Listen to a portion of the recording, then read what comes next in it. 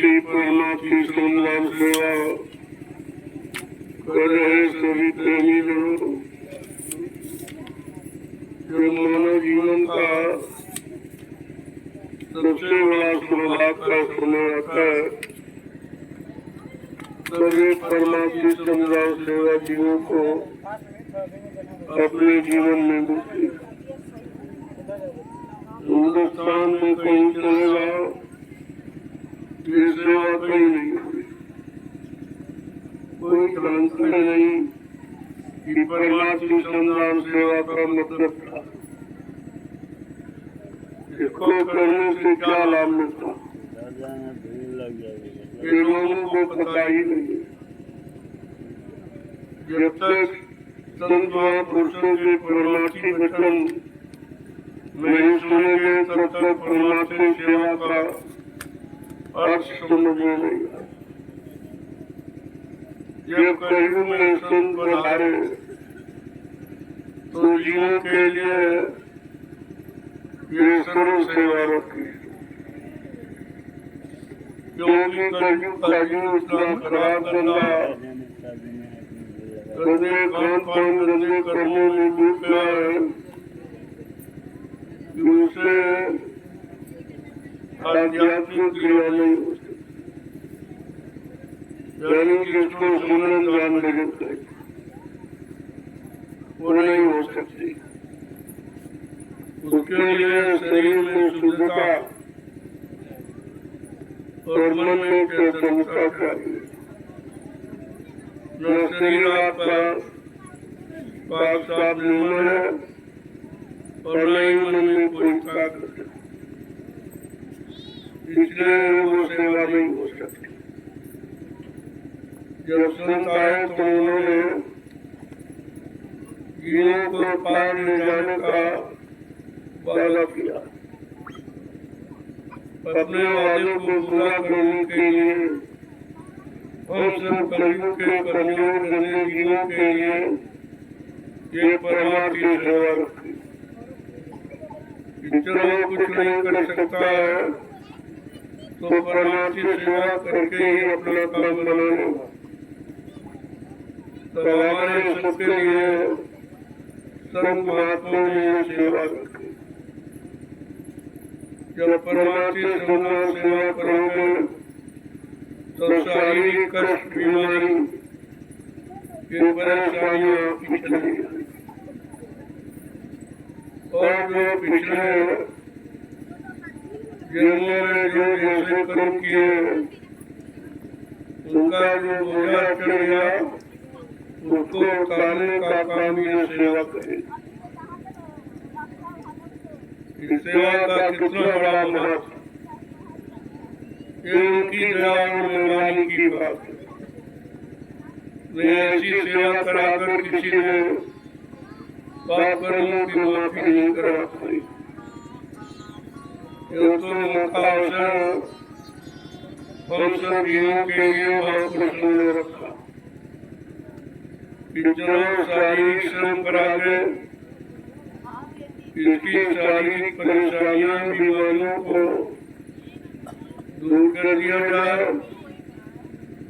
और जो ये सेवा करेगा निस्वार्थ, इससे जो व्यवस्था बनेगी, जिससे करोड़ों लोग लाभ उठाएंगे, ये परमात्मा लाभ है। इससे तुम्हारे अनंत जन्मों का चढ़ा हुआ पाप माफ हो जाए। देखो कितनी सरलता सुगमता हमारे आप के लिए संत महापुरुषों ने रखी। तो हमें आपको इस सेवा का लाभ ले लेना चाहिए। ये लाभ पाने का कितना अच्छा तरीका, और तुम तो रात्रि में कर रहे हो।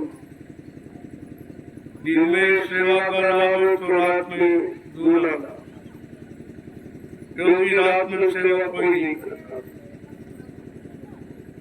आज तो दिन में कोई नहीं करता, सब लोग श्रम परिश्रम मूल है।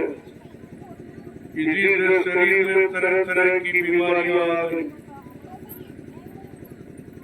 अगर ये श्रम परिश्रम करते रहते तो समाज देश परिवारों की स्थिति भी अच्छी रहती और सब लोग निरोग रहते, कोई बीमारी नहीं। लेकिन जैसे आपने परिश्रम छोड़ा, सच्चाई ईमानदारी से काम करना छोड़ा, वैसे परेशानी बीमारी आपके पीछे लग गई।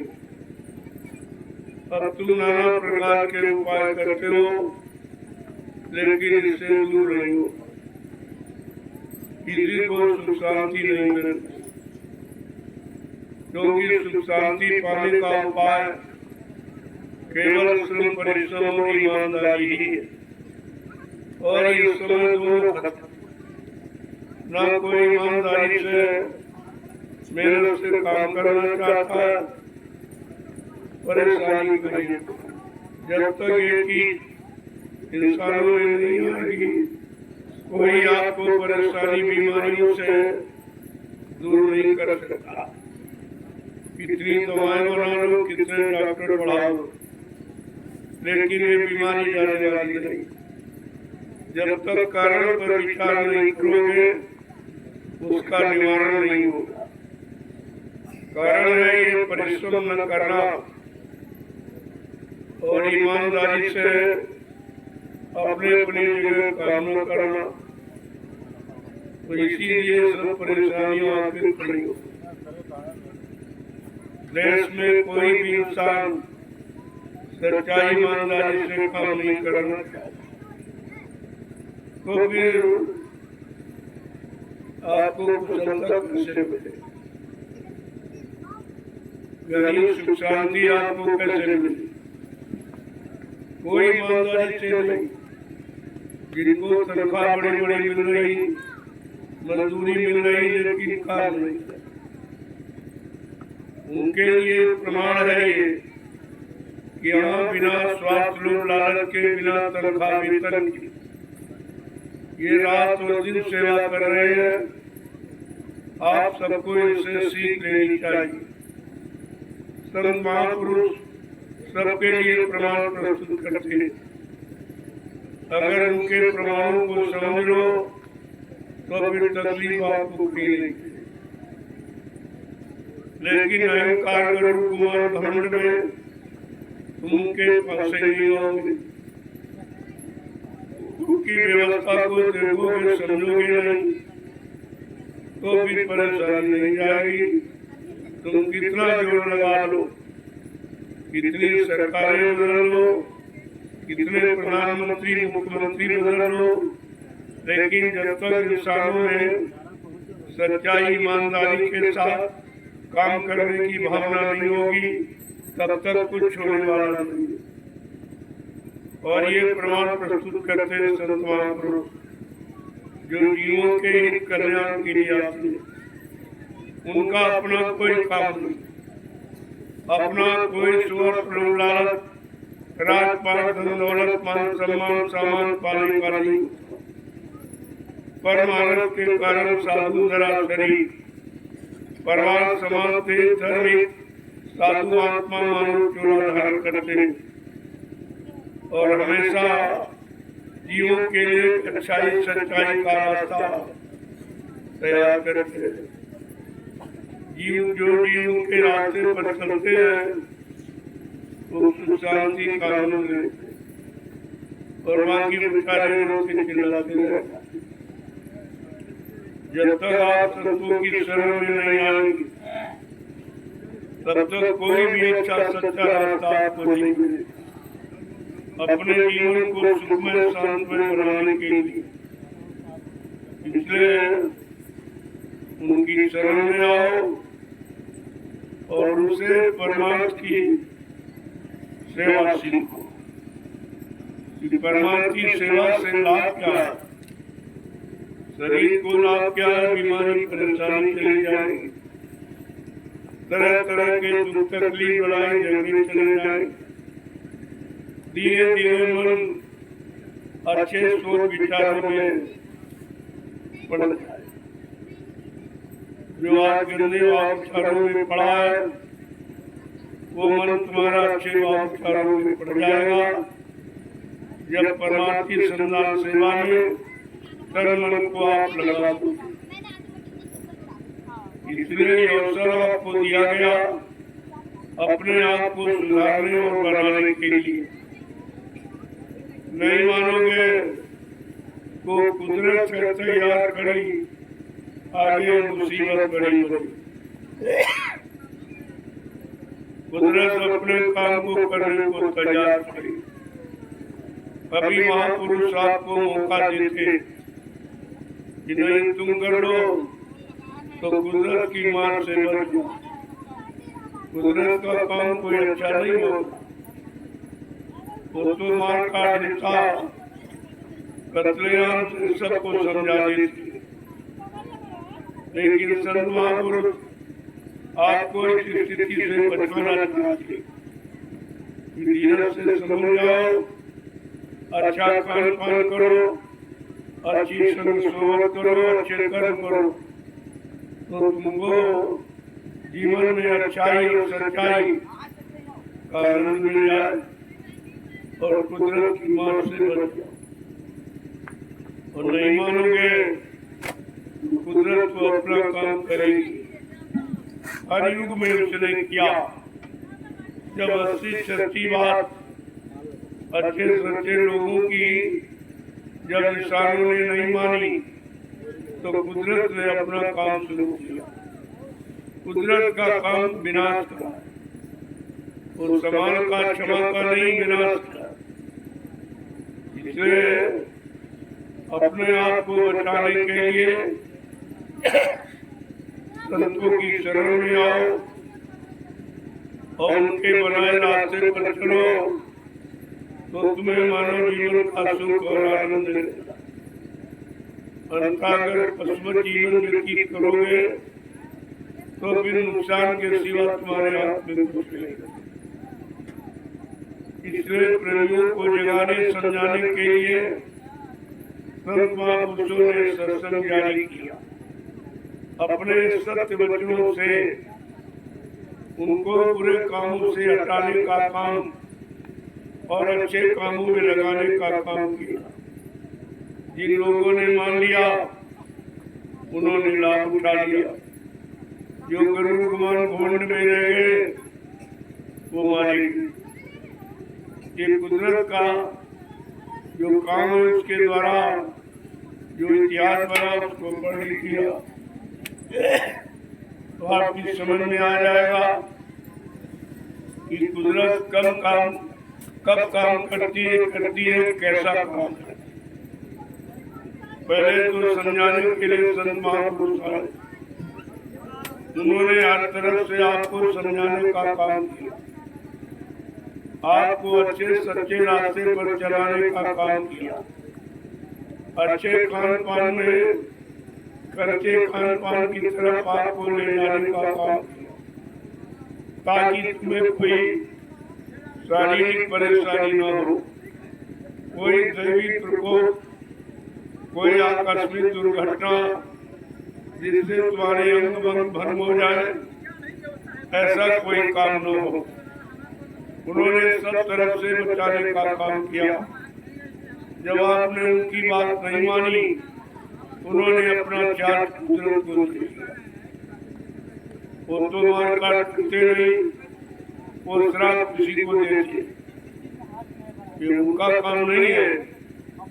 इसलिए तुम ध्यान और काल को समझ नहीं पाए, तभी तो आप फंस गए हो। अगर ये जान लेते ध्यान का काम क्या, काल का काम क्या, तो कभी आप फंसते। ध्यान बचाने का काम करते हैं, क्षमा देने का काम करते हैं और काल मारने का। अब आपको सोचना चाहिए हमें ध्यान का साथ करना कि काल। अगर ये बात समझ में आ जाती तब भी बहुत कुछ आप अपना बना सकते थे। लेकिन धीरे धीरे जब लोग समझेंगे तब अच्छे सच्चे रास्ते पर खड़े हो। ये काम बड़े धीरे धीरे, जैसे जैसे आप सोचते जाओगे आपको लाभ मिलता जाएगा, आपको जीवन में सुख शांति मिलती जाएगी।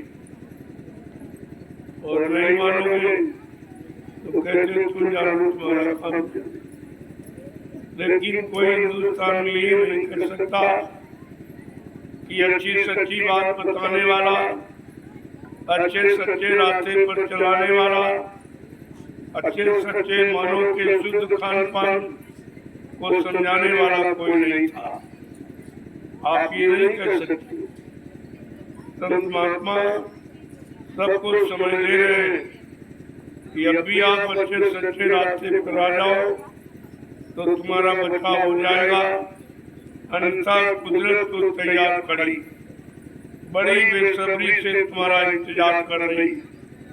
कितनी जल्दी महात्मा अपने रास्ते से हटे और हमको काम करने को मौका दे, हमको जीवों को सबक सिखाने का मौका मिले। कुदरत तो चाहती है, लेकिन संत महापुरुष जो दया देश से आते हैं वो तुम्हारे पर दया करके तुम्हें बचाना चाहती है, तुमको मानव जीवन का सच्चा आनंद सुख दिलाना चाहती है। लेकिन जब उनकी सुनोगे मानोगे नहीं तो फिर आप परेशान हो।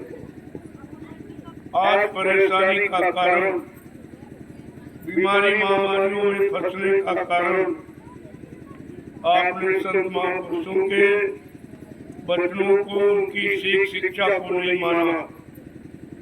यही कारण है कि हम आप बात तरह तरह से परेशान, और ये परेशानी दूर करने के लिए कोई नहीं करेगा, क्योंकि सब परेशान है। यही तो कहा था बाबा जी ने, एक दिन सबकी दाढ़ी में आग लगेगी, कौन किसकी बुझाएगा। तो आपने महात्माओं के इशारों को नहीं समझा। सबकी दाढ़ी में आग लगने का मतलब सब परेशानी में जब करेंगे तो कौन किसकी मदद करेगा। सबको अपनी अपनी पड़ेगी कि हम परेशानी से कैसे बचे, हम बीमारियों से कैसे बचे, लड़ाई झगड़ों से कैसे बचे, प्राकृतिक दुर्घटनाओं से कैसे बचे, और ये मतलब सब तरह के दुख तकलीफ कैसे मिटे। आज सब परेशान है, सब दुखी, लेकिन बात कोई नहीं मानता। महात्मा संतों की बात कोई सुनता ही नहीं, मानने की बात को छोड़ दो, सुनता नहीं। जब सुनोगे नहीं तो मानोगे, और मानोगे नहीं तो परेशानियां जाएंगी। ये सब ध्यान में रखना होगा।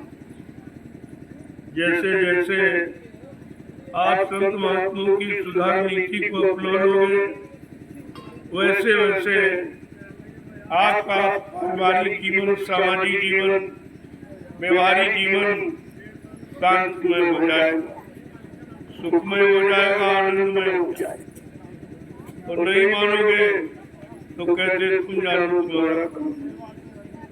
लेकिन कोई ये नहीं कह सकता कि संत जब जानते तो क्यों नहीं बताया। परेशानी बीमारी खत्म होने का कारण जब जानते थे तो उन्होंने बताया, तो इसलिए अपना फर्ज अदा किया। तुम मानो न मानो ये तो आपकी खुशी है, लेकिन वो अपना फर्ज, अपना कर्म कर्तव्य जो जीवों के प्रति है उसको बराबर बताते समझाते रहते। जो मान जाते हैं वो सुख शांति को पा जाते, जो नहीं मानते वो विनाश की तरफ चले जाते। इसलिए सब लोगों को चाहिए हमें संत महापुरुषों की अच्छी सीख, अच्छी शिक्षा ले लेनी चाहिए, क्योंकि उनकी सीख शिक्षा में कोई किसी तरह का पर नुकसान, कोई नुकसान नहीं आता, फायदा ही फायदा। लेकिन समझ में आए तो जब समझ में आ जाएगा और करनी में उतारोगे तो लाभ अवश्य मिलेगा। उनके इस लाभ को कोई रोक नहीं सकता। अगर आपको सुख शांति में जीवन व्यतीत करना है तो संतों के परमार्थी वचन आपको सुनने पड़ेंगे, मानने पड़ेंगे। इसके अलावा कोई रास्ता नहीं है जो आपको मानव जीवन में सच्ची सुख शांति दे सके। अतः लोगों को चाहिए कि उनकी ये सच्ची नीति और सच्ची शिक्षा को अपने जीवन में उतार करके हम जीवन को शांत में सुखमय बनाए। यही हमारी आपकी सच्ची खबर है। जय गुरुदेव, जय गुरुदेव, जय गुरुदेव, जय गुरुदेव, जय गुरुदेव, जय गुरुदेव, जय गुरुदेव नाम किसका, प्रभु का, जय गुरुदेव नाम किसका, प्रभु का, प्रभु का प्यारा नाम। जय गुरुदेव, जोर से बोले, जय गुरुदेव, सब मिल बोलो, जय गुरुदेव, बोलना होगा, जय गुरुदेव, अभी से बोलो, जय गुरुदेव, दुख दर्द हरेंगे, जय गुरुदेव, सब कष्ट मिटेंगे, जय गुरुदेव, सुख शांति भी देंगे, जय गुरुदेव, सबके दाता, जय गुरुदेव, सबके मालिक, जय गुरुदेव, प्रेम से बोले, जय गुरुदेव, ये नाम नहीं इंसान का, ये नाम है प्रभु का, ये काम नहीं इंसान का। ये काम है प्रभु का। प्रेमियों, जो आपके काम कर रहे हो अब इंसान के बस का नहीं। लोग दिन में परिश्रम नहीं करते, आप लोग रात्रि में करते। ये किसी के बस की बात नहीं है। अब कोई तुम्हारी नकल भी नहीं कर सकता, क्योंकि ये परिश्रम की है, ये मेहनत की है, ये निस्वार्थ सेवा भाव की। जिनको मजदूरी मिलती, बड़ी बड़ी तनख्वाहें पाते, वो काम नहीं करते। और इसको आप तो निस्वार्थ सेवा कर रहे। तुम्हारी बराबरी, तुम्हारी उपमा, समानता कोई नहीं कर सकता। ये ऐतिहासिक कलयुग काल जो ये बनाया जा रहा, परमार्थी सेवा से प्रारंभ होता। जब आज कलयुग के लोग बगैर स्वार्थ लोग लालच के कदम नहीं देते, आज उसी कलयुग में ये परमार्थी सेवा लोग कर रहे। ऐसे भी लोग जिनको कुछ नहीं चाहिए और वो सेवा करें। अगर इनको राज की सेवा दे दी जाए तो क्या ये नहीं कर सकते? ये सब काम करके दिखाते। जो जंगल में लाखों लोगों की अचानक व्यवस्था कर सकता, अगर लोग इसकी सीख शिक्षा मान ले तो क्या देश की व्यवस्था नहीं हो सकती? लेकिन वो मानेंगे नहीं। उनको शर्म लगती है कि संत महात्माओं के पास हम कैसे जाएं और कैसे भीख मांगे कि जनता को सुख शांति कैसे मिले। तो बेचारे हमारे संकोच शर्म नहीं आते और जनता दुखी है, तरह तरह से परेशान है, कष्ट मुसीबत में है, बीमारियों में फंसी है, लड़ाई झगड़ों में फंसी है, कोर्ट कचहरी मुकदमों में, जहाँ कोई फैसला, कोई न्याय है ही। क्या ये शर्म नहीं?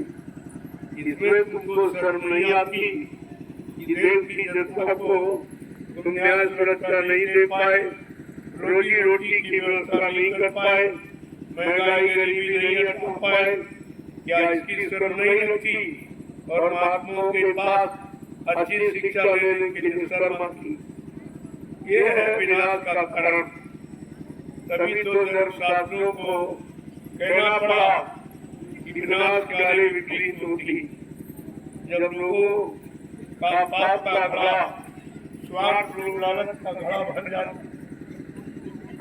तो वो टूटता जरूर। और जब ऐसा समय आता है तो उनकी बुद्धि में पूरी दिशा में काम करे। कितनी ऐसी सच्ची देव बड़ी बात बताओ, उनकी समझ में नहीं, क्यों उनके पाप का घड़ा और वो टूटने वाला है। जब पापों का घड़ा टूटने का समय होता है तब महापुरुषों ने कहा, जब जैसी उत्तमता तब तैसी मत होए, और काले कीले को मेट सकेगी।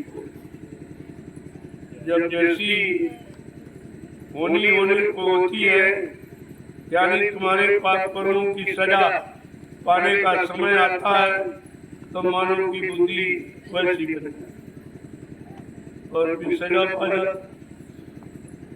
इसके बाद सोचता है तो फिर सोचने से क्या, जब समय निकल गया, सजा मिल गई, उस सजा में अपने आप को बचाना मुश्किल होगा, तो फिर सोचने का मतलब, सोचना तो पहले है, विचारना तो पहले है, ताकि हम सब लोग बच जाए और सभी सबका कल्याण हो। तब तो सोचना अच्छा, लेकिन सबका नुकसान हो गया, यानी राजा प्रजा कुलों का। फिर सोचने से लाभ था, और ये ऐसा ही करते, जब सोचने का समय होता तो सोचते, और जब सब खराब हो जाता तब पछताते कुछ होने वाला नहीं। तो विचार करना चाहिए और अपने अपने को संभाल के चलना। समय खराब यही है कि लोगों को अपने अच्छे से अच्छे खान पान को बता दी, जबकि परमात्मा ने जितने शरीर बनाए सबका भोजन अलग रखा। पशुओं का अलग है, पक्षियों का अलग है, जंगली जानवरों का अलग, कीड़े मकोड़ों का, और इंसान का भोजन सबसे अलग बनाया, क्योंकि इंसान भगवान को बहुत प्यारा। भगवान राम ने कहा भी है, सब मेरे सब मम उपजाए, तिनमें अधिक मनुष्य मोहि भाई। कहते हैं सारी सृष्टि मेरी ही है, ये रचना मेरी ही है, लेकिन मैंने 484 लाख जीवों को जब बनाया तो मानव शरीर को बहुत सोच समझ किया। इसी मानव शरीर में शक्तियां थी काम करने के लिए, इसी मानव शरीर में परमात्मा अवतार लेता। इसलिए मानव शरीर को बहुत सोच समझ के बनाया, और उसका भोजन शुद्ध है, पाक साफ बहुत सोच समझ के बनाया। मनुष्य के लिए सात्विक बुद्धि बनी रहे, सीजनल अनाज, सीजनल दालें, सीजनल सब्जियां, फल फूल मेवे, दूध मक्खन बनाएगी। ये है इंसानों के लिए सात्विक आहार, सात्विक भोजन, मानवीय खुराक किसी को। अगर ये भोजन इंसान करता रहे तो उसके शरीर में कोई बीमारी नहीं, कोई परेशानी, कोई दुख तकलीफ अचानक नहीं। लेकिन आपने अपने भोजन का परित्याग कर दिया और जो जानवरों के लिए बनाया हुआ वो भोजन खाने लगे, इसलिए आप में तरह तरह की बीमारी। हर मशीन का ईंधन खुराक परमात्मा ने अलग अलग बनाया। जैसे उदाहरण के लिए आपकी ये डीजल पेट्रोल की मशीनें, जो मशीन पेट्रोल की है उसमें अगर डीजल डाल दो तो खराब हो जाए, क्योंकि उसकी खुराक को नहीं। इसी तरह परमात्मा ने मनुष्य शरीर की मशीन बनाई, उसका भोजन बिल्कुल अलग थलग, एकदम शुद्ध निर्मल पवित्र बनाया, और आपने गंदा भोजन उसमें डालने लगे। ये मुर्दा मांस पक्षियों का ये आप डालने लगे, बुद्धि नाशक नशा का प्रयोग करने लगे, तो आपका जीवन सब खराब हो गया। लड़ाई झगड़े में चला गया, चोरी डकैती कर बलात्कार में फंस गया, तो तरह तरह की परेशानियां और मुसीबत आपके सामने आके खड़ी हो। ये कहीं से आई नहीं है, आपने अपना भोजन बिगाड़ा। जैसा करो आहार वैसे बने विचार, जैसा खाओ अन्न वैसा बने तन मन, जैसा पियो पानी वैसी हो बेमानी। हमारे धार्मिक मुल्क भारत के लिए सिद्धांत लागू, सिद्धांतों के विपरीत चलोगे हो तो परेशान हो जाओ। और आपने यही किया है, इस पर किसी ने आपको समझाया, न राजा ने न राजा के कर्मचारी अधिकारी। जब देखा कोई नहीं समझा रहा, मानो मुसीबत आपत्ति के घेरे में फंसता चला जा रहा, तब संत महापुरुषों की दया आई और उन्होंने आपको सच्चे अच्छे मार्ग पर चलने के लिए, जिससे आपको मानव जीवन में सच्ची सुख शांति मिले, उन्होंने शाकाहार पर जोर दिया, जो आपके जीवन में मुख्य आधार। आहार जीवन का मुख्य आधार, इसी पर जोर दिया और शाकाहार का प्रचार जन जन के कान तक पहुँचाया। राजा और प्रजा सबके कानों तक आवाज पहुँचाई, और जब नहीं मानोगे तो मुसीबत और बारी आई। न राजा ने सुना न प्रजा ने, अब सब मुसीबत में फंस गए। सबकी अकल काम नहीं कर रही है कि हम क्या करें, कैसे करें, ये मुसीबत कैसे जाए। तो तरह तरह की युक्तियां आप सोचने, और वो भी आपके विपरीत। जितनी दवाएं बनाई उनसे कोई बीमारी गई नहीं, और निरंतर बढ़ती चली जा रही। तो आपके पास कोई उपाय नहीं, कोई समाधान नहीं। अंततः गत्वा तुम्हें पछताकर संतों की शरण में एक दिन आना ही पड़ेगा, क्योंकि मुसीबत आपत्तियों का कोई उपचार किसी के पास नहीं। और सबने 70 साल की आजादी में जोर लगा के देख लिया, और गया कुछ नहीं, और बढ़ता चला जा, निरंतर बढ़ता चला जा। अब इस पर आपको विचार करना ही होगा। महात्माओं की बात आपको माननी पड़ेगी, क्योंकि बगैर उनकी बात को माने किसी भी समस्या का समाधान तुम्हारे पास नहीं। जय गुरुदेव, जय गुरुदेव, जय गुरुदेव, जय गुरुदेव। प्रेमियों, आपकी परमार्थी रात्रि संदान सेवा का समय लगभग पूरा होगा। अब आप 10 जरिया लो और फिर आप प्रसाद, ये 10 का अभियान है, ये आप पूरा कर लो। 5 अमरी डालो आप हमारी, क्यों मैं तो बूढ़ा हूँ, अब ये सेवा नहीं। लेकिन मैंने पहले बहुत उतरा तो तुम कर भी नहीं सकते। अगर किया न होता तो आपको इस सेवा का लाभ कैसे मिलता, कैसे आपसे करवाता। इसलिए आप लोग 10 जलिया डालकर अपनी सेवा को समझो, और आकर के इस सेवा का प्रसाद ले। कहीं आपको प्रसाद नहीं मिलता और कहीं परमार्थी संत सेवा। ये दोनों काम हिंदुस्तान में कहीं, चाहे कोई भी धर्म हो और कोई भी राजनीतिक पार्टी, एक काम किसी के बस का नहीं है, तो ये लाभ देना भी किसी का बस है। अब आप लोग अपने 10 दिनों का अभियान पूरा करो और धीरे धीरे महाप्रसाद। आपने मेहनत की, मुझे मालूम है, बहुत पहले आए थे, आप थक चुके हो, लेकिन जो अंतिम आदेश होता है वो विशेष लाभ पाने को।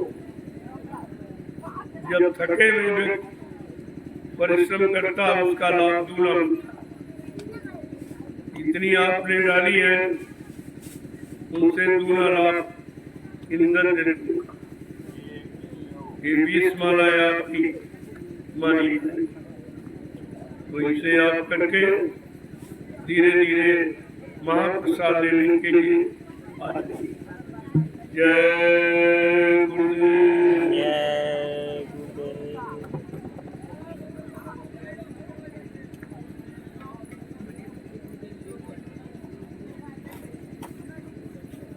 जय गुरुदेव।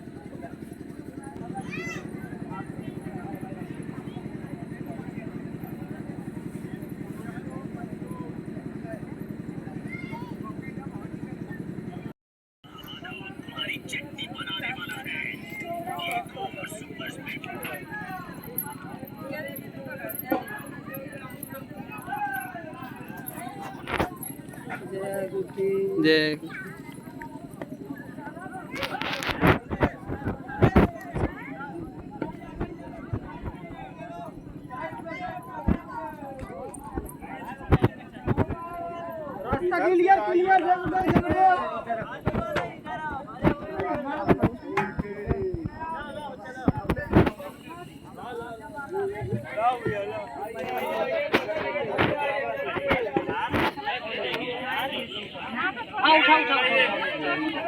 उठाओ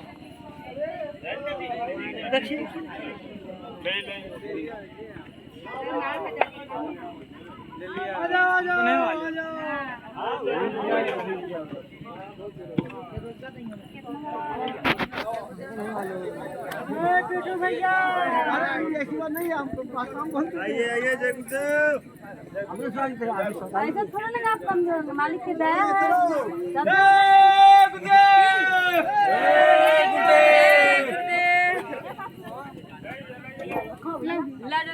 अभी तो हम भरने लगेंगे।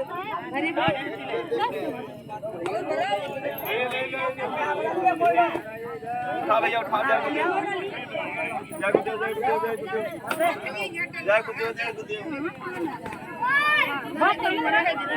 खा दो लाओ जय गुरुदेव जय गुरुदेव।